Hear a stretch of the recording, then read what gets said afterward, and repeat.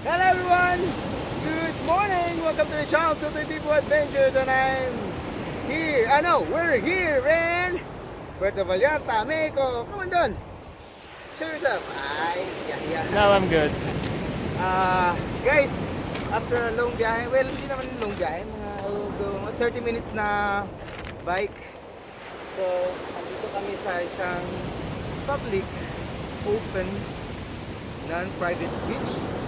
Hindi siya matatawag actually na beach kasi parang shoreside, puro bato, buhangin, pero pwede na dito eh. Okay, but pwede pala ng panghilo dito, panghilod para Para po okay. So guys, nakita namin ito, may nagsasabi pwede pala dito pumunta dito. Actually, well, kung sa Pilipinas ka, hindi mo ito ma-appreciate, parang simple-simple lang. Pero kung nasa barko ka, tas matagal kang hindi na kaapak, pero makikita mo ito, uy, medyo maganda, ganito, ganyan, yan, ma-express mo na, uy, maganda pala.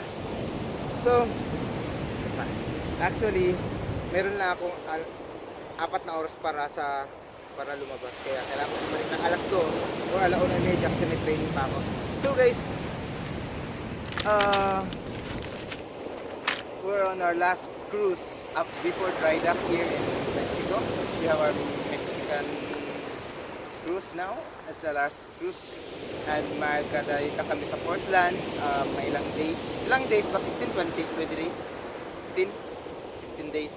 Ayun nga. Pero, sulit lang din. Portland is a new place. So, a new place to visit. Kaya new place to wander as well. So, ayun guys. Ano pa ba? Ibang masasabi ko. So, kantahan ko na lang kayo. Kanta pa ako. Short clip na lang. Just smile for me and let the day begin. You are the sunshine that lights my heart within. And I'm sure that you're an angel in the sky. Take time and then together we will ride on the wings of love, up and above the clouds. The only way to fly is on the wings of love. On the wings of love, only the two of us together flying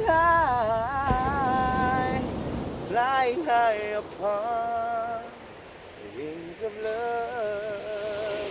That song is brought to you by Corona Beer from Puerto Vallarta, Mexico. Ciao guys, and that's all for today. Ito na Big Adventure signing off. Bye bye, adios!